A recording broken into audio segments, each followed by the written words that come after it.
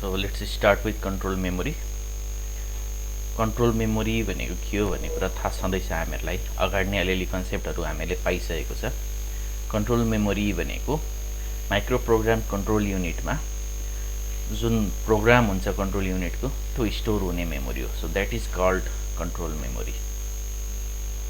So एउटा specific term छ dynamic micro programming भन्ने। यो डायनामिक माइक्रो प्रोग्रामिङ भनेको के हो त? कुनै पनि सेकेन्डरी स्टोरेज अथवा एक्सिलरी स्टोरेजबाट माइक्रो प्रोग्रामलाई हाम्रो कंट्रोल मेमोरीमा लोड गर्ने यो टेक्निकलाई भन्छ डायनामिक माइक्रो प्रोग्रामिङ।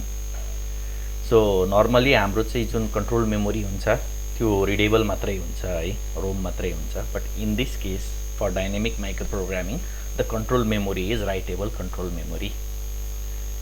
अब जुन पनि कम्प्युटरले micro program control unit use गर्छ it has two kinds of memory, separate memory. एउटा भनेको मेन मेमोरी अनि अर्को भनेको के हो त कंट्रोल मेमोरी भनेर हुन्छ। सो मेन मेमोरी को बारेमा हामीले अगाडिको च्याप्टरमा पढेकै थियौ। मेन मेमोरीमा के हुन्छ त हाम्रो प्रोग्रामहरु बसेको हुन्छ जुन चाहिँ एक्जिक्युसन हुनुपर्ने हो त्यो प्रोग्रामहरु बसेको हुन्छ एन्ड दैट इज चेन्जेबल। एउटा प्रोग्राम रन भइरहेको छ, एउटा काइन्ड अफ प्रोग्राम मेन मेमोरीमा लोड भएको हुन्छ, अर्को प्रोग्राम रन हुन थाल्यो त्यो मेन मेमोरीमा अर्को प्रोग्राम आएर बस्छ। सरी। सो मेन मेमोरी को कन्टेन्ट यो के हुन्छ त युजर को प्रोग्राम हुन्छ एन्ड देन त्यो प्रोग्रामले युज गर्ने डेटा हुन्छ। So that is changeable. Data पनि म्यानिपुलेट भए अनुसार चेन्ज हुन्छ प्रोग्रामबाट अनि त्यसपछि हाम्रो मेन मेमोरी को प्रोग्राम पनि प्रोग्राम लोड भए अनुसार के हुन्छ त चेन्ज भइरहेको हुन्छ। The next kind of memory is control memory. So control मेमोरीमा हाम्रो चाहिँ कंट्रोल इन्फर्मेसनहरु बसेको हुन्छ। Okay. So this information control युनिटमा कंट्रोल मेमोरीमा जुन इन्फर्मेसन छ that is not that cannot be changed by any occasional user है। यसलाई चाहिँ कुनै पनि युजरले चेन्ज गर्न मिल्दैन। र कंट्रोल युनिटमा there is a micro program. Micro program भनेको के हो त कंट्रोल युनिटमा कंट्रोल इन्फर्मेसनहरु होल्ड गरेको प्रोग्राम हो। र यो जुन माइक्रो प्रोग्राम भित्र कंट्रोल इन्फर्मेसन होल्ड गर्ने जुन सिन्ट्याक्सहरु हुन्छ त्यसलाई भन्छ माइक्रो इन्स्ट्रक्सन भनेर भन्छ। ओके। सो माइक्रो इन्स्ट्रक्सन भनेको के हो त these are the instruction that specifies various internal control signals for execution of register micro operations. So in fact register को different micro operation हरु ट्रिगर गराउनको लागि चाहिँ के चाहिँ मेन रोल खेल्ने रहेछ त केले माइक्रो इन्स्ट्रक्सन ले रोल खेल्ने रहेछ। So these are the main elements for the functioning of the computer। हरेक माइक्रो अपरेसन हरु ट्रिगर गराउने काम केले गर्दो रहेछ त माइक्रो इन्स्ट्रक्सन हरुले गर्दो रहेछ।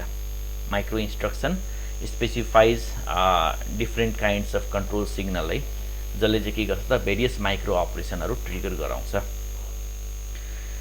सो अब हरेक जुन हाम्रो इन्स्ट्रक्सन हुन्छ हरेक माइक्रो इन्स्ट्रक्सन जुन हुन्छ तिनीहरुले चाहिँ माइक्रो अपरेसनहरु जेनेरेट गर्छ।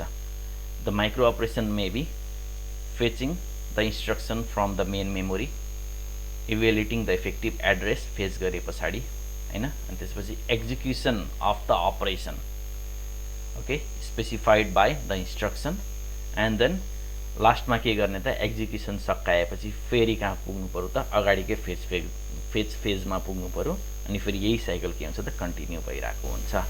So what is a microprogram control unit? So microprogram control unit is a control unit whose binary control variables are stored in a memory called microprogram control unit. Okay. So it is a kind of control unit different from hardware ones. So let's see. अब normally हाम्रो चाहिँ जुन माइक्रोप्रोग्राम control unit हुन्छ त्यसको चाहिँ basic organisation कस्तो खालको हुन्छ भनेर एकपटक यहाँ हेरौं। So this is the basic organization of microprogram control unit. यो microprogram control unit मा सबैभन्दा मेन एलिमेन्ट भनेको के हो त हाम्रो कंट्रोल मेमोरी हो जसमा हाम्रो माइक्रोप्रोग्राम बसेको हुन्छ। सो यो जुन कंट्रोल मेमोरी छ this is normally a ROM. It is read only. यसमा डेटा राइट गर्न मिल्दैन। Okay. And then next is the control address register. Okay. Control address register यसमा चाहिँ के बस्छ त वी नो दैट कन्ट्रोल मेमोरीमा जुन हाम्रो माइक्रो इन्स्ट्रक्सनहरू बसेको हुन्छ, माइक्रो प्रोग्रामको माइक्रो इन्स्ट्रक्सनहरू बसेको हुन्छ त्यो के हुन्छ त डिफ्रेन्ट डिफ्रेन्ट एड्रेसहरूमा बसेको हुन्छ। सो कन्ट्रोल एड्रेस रेजिस्टरले the address of the micro instruction to be executed. It holds the address of the micro instruction to be executed. This control address register.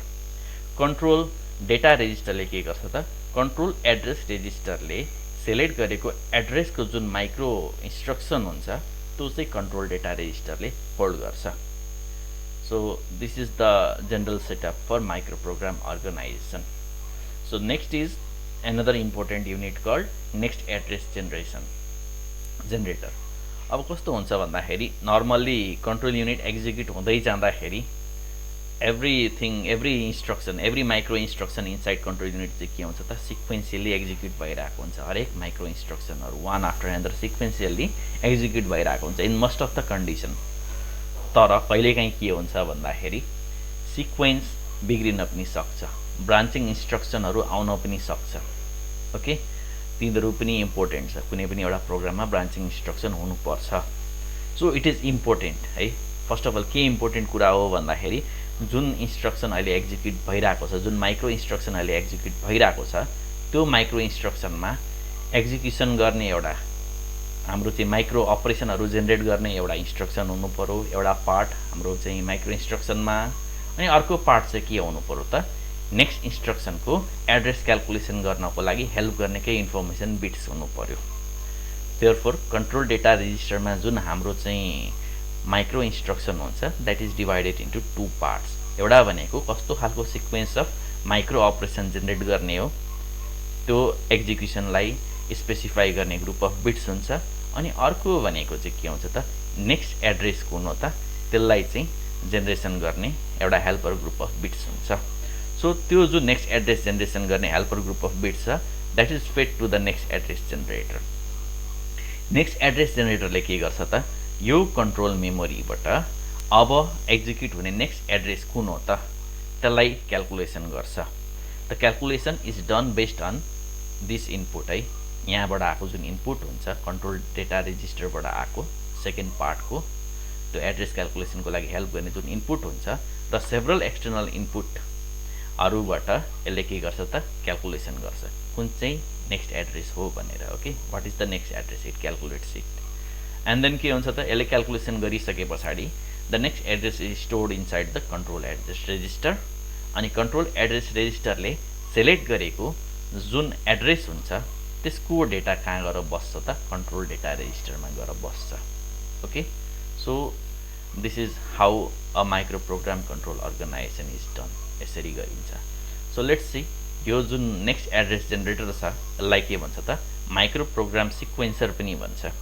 यो माइक्रो प्रोग्राम सिक्वेन्सरको फङ्सनहरू के हो त it generates the next address. एउटा त हाम्रो के हो त मेन एम भनेको यसको के हो त नेक्स्ट एड्रेस जेनेरेट गर्ने हो। त यो नेक्स्ट एड्रेस जेनेरेसन गर्नको लागि what kind of functions it performs. So त्यो फङ्सन भनेको के हुन्छ त एउटा भनेको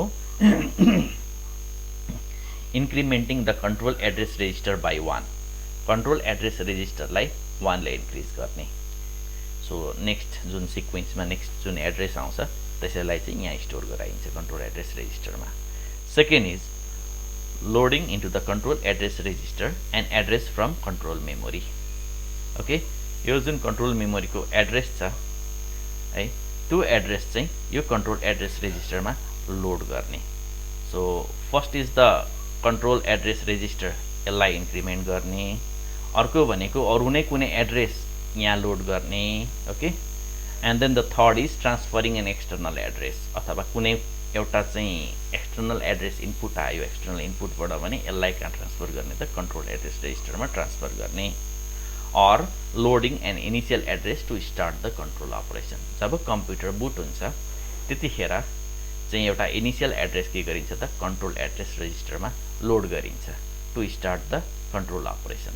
सो त्यो काम पनि इनिसियल एड्रेस लोड गर्ने काम पनि केले गर्दो रहेछ त नेक्स्ट एड्रेस जेनेरेटरले गर्दो रहेछ। So it has many functionalities. Therefore यसको एउटा छुट्टै टपिक नै छ। Okay, so we will discuss in the next coming topic है यसको बारेमा के छ भनेर। अब नेक्स्ट भनेको यो जुन कन्ट्रोल डेटा रेजिस्टर छ यो कन्ट्रोल डेटा रेजिस्टर भनेको के हो त अहिलेको जुन हाम्रो चाहिँ प्रेजेन्ट माइक्रो इन्स्ट्रक्सन एक्जिक्युसन भइरहेको हुन्छ त्यसलाई यो कन्ट्रोल डेटा रेजिस्टरले होल्ड गर्छ ओके सो यसको दुईटा पार्ट हुन्छ मैले भनिहालेँ सो एउटा पार्ट भनेको सिक्वेन्स अफ माइक्रो अपरेसनहरू ट्रिगर गराउने पार्ट हो अनि अर्को पार्ट भनेको चाहिँ हाम्रो के हुन्छ त नेक्स्ट एड्रेस क्याल्कुलेसन गर्ने पार्ट हुन्छ यसलाई पाइपलाइन रेजिस्टर पनि भन्छ किन यसलाई पाइपलाइन रेजिस्टर भन्छ त because it performs two task simultaneously एउटा भनेको सिक्वेन्स अफ माइक्रो अपरेसनलाई ट्रिगर पनि गरिरहेको हुन्छ अर्को भनेको यसले हेल्प गर्दाखेरि यतातिर नेक्स्ट एड्रेस जेनेरेट पनि भइरहेको हुन्छ okay so therefore this is called pipeline register okay so अब आजको टपिक यो जुन टपिक छ यसको लागि यति नै हो अलि डिटेल चाहियो भने you can read through this text है अझै डिपमा so this concludes your topic about control memory okay अबको नेक्स्ट टपिक छ हाम्रो एड्रेस सिक्वेन्सिङ भन्ने छ विल सी कसरी चाहिँ नेक्स्ट एड्रेस जेनेरेट हुन्छ भनेर इन डिटेल है